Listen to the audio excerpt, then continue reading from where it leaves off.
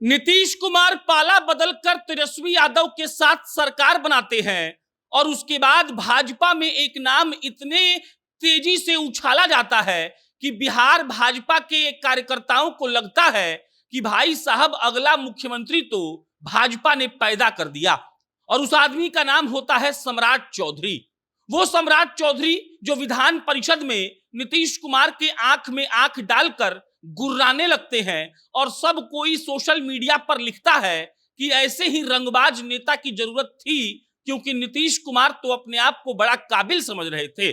और उसके बाद सम्राट चौधरी जब मुरेठा बांध कर कहते हैं कि जब तक नीतीश कुमार को कुर्सी पर से हटाएंगे नहीं तब तक मुरेठा खोलेंगे नहीं, तब तो लगता है कि सम्राट चौधरी जितना एकदम से विश्वासी नेता, दृढ़ इच्छा शक्ति वाला नेता बिहार भाजपा को चाहिए था। और अंततः इतने सालों के बाद बिहार में भाजपा को एक शानदार नेता मिला है। लेकिन जो राजनीति को समझते हैं और जानते हैं उनको पता था कि खाली बोलने से राजनीति नहीं होती है। सम्राट चौधरी भले ही तेजस्वी यादव और नीतीश कुमार को अंड बंड बोल दें, लेकिन सम्राट चौधरी कितना कारगर जमीन पर साबित होते हैं इससे ही यह तय होता है कि उनका कार्यकाल कितना दिन का होगा।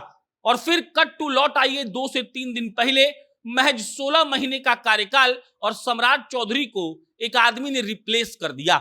डिप्टी सीएम सम्राट चौधरी अभी भी है, वित्त मंत्रालय उनके पास अभी भी है, लेकिन जो संगठन की ताकत है वो सम्राट चौधरी के पास अब नहीं है। और इसी बात का विश्लेषण हम करेंगे कि आखिर सम्राट चौधरी के पास संगठन की ताकत क्यों नहीं है। लेकिन उससे पहले नमस्कार स्वीकार करिए, मेरा नाम प्रशांत राय है। यह वीडियो रोडवेज ऐप के द्वारा प्रायोजित है। रोडवेज बिहार की एक ऐसी टैक्सी की कंपनी है जो आपको आधे किराए में पूरा बिहार घुमाती है। आपको पटना एयरपोर्ट से बिहार के किसी भी गांव में जाना हो या बिहार के किसी भी गांव से आपको पटना आना हो, आपको प्ले स्टोर पर जाना है, रोडवेज का ऐप डाउनलोड करना है, अपना राइड शेड्यूल करना है और आप आधे किराए में पूरा बिहार घूमने का आनंद ले सकते हैं। अब लौटते हैं सम्राट चौधरी पर। सम्राट चौधरी को कई राजनीतिक पंडितों ने उनके पद ग्रहण करने के बाद ही कह दिया था कि ये बड़े बड़बोले इंसान हैं।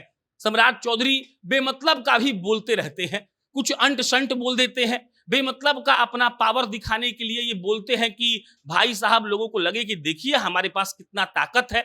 लेकिन सम्राट चौधरी का कार्यकाल 16 महीने में क्यों खत्म हो गया, ये बड़ा सवाल है। हम आपको वजह बताते हैं। पहली वजह तो सबको हमको लगता है पता है।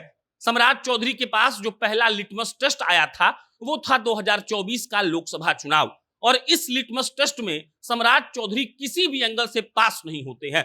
सम्राट चौधरी को यह चाहिए था कि वो पूरा का पूरा कुशवाहा समाज का वोट ट्रांसफर करवा दें, लेकिन आपने देखा कि उपेंद्र कुशवाहा का क्या हाल हुआ। आपने देखा कि कैसे कैसे कुशवाहा को लालू यादव ने टिकट दिया। सम्राट चौधरी के प्रदेश अध्यक्ष रहने के बावजूद भाजपा ने किसी एक भी कुशवाहा को टिकट नहीं दिया। इसके अलावा सम्राट चौधरी के रहने के बावजूद लालू यादव का आदमी जो कुशवाहा टिकट पे लड़ रहा था, कुशवाहा था और उसको टिकट मिला था, वो आदमी जीत गया और सम्राट चौधरी मुंह ताकते रह गए। मिला जुलाकर जिस मेन काम के लिए भाजपा ने सम्राट चौधरी को भाजपा का प्रदेश अध्यक्ष बनाया था वो काम सम्राट चौधरी नहीं कर पाए। सबको लगता है कि सम्राट चौधरी बड़े अच्छे वक्ता हैं इसलिए बना दिया गया, लेकिन याद रखिए अगर आप प्रदेश स्तर की राजनीति कर रहे हैं और अगर आपको अध्यक्ष का पद दिया गया है या संगठन में कोई पद दिया गया है तो जो भी पार्टी होती है उसका यही एक्सपेक्टेशन होता है कि आप उस काम को करके दें। भाषणबाजी से कुछ भी नहीं हो सकता है। सम्राट चौधरी कुशवाहा लोगों का वोट ट्रांसफर नहीं करा पाए, वो ये साबित नहीं कर पाए कि कुशवाहा समाज उनको नेता मानता है, और पहली सबसे बड़ी वजह यही है। इसके अलावा कई बातें सोशल मीडिया पर लोग लिख रहे हैं। कोई ये भी लिख रहा है कि भाजपा के पास एक पद वाली नीति है, यानी कि अगर कोई प्रदेश के संगठन के कार्यालय में बैठता है, उसके पास कोई पद है, तो भाई साहब वो फिर मंत्री नहीं रह सकता है और इसीलिए सम्राट चौधरी को हटा दिया गया। हालांकि अब यह भी कहा जा रहा है कि दिलीप जायसवाल जो नए नवेले प्रदेश अध्यक्ष हैं उनको भी हटाया जाएगा मंत्री पद से, इसीलिए क्योंकि संगठन का बहुत बड़ा जिम्मेदारी उनको मिला है और अगले साल क्या होने वाला है ये हम सबको पता है। 2025 का विधानसभा चुनाव और 25 के विधानसभा चुनाव से पहले दिलीप जायसवाल को अगर मंत्री पद से हटाया जाएगा तो ये लॉजिकल भी है, क्योंकि बड़े स्तर पर तैयारी करने के लिए आपको फ्री रहना पड़ेगा, मंत्रालय का काम किसी और को सौंपना होगा और सम्राट चौधरी के इसीलिए भी हो सकता है हटाया गया हो।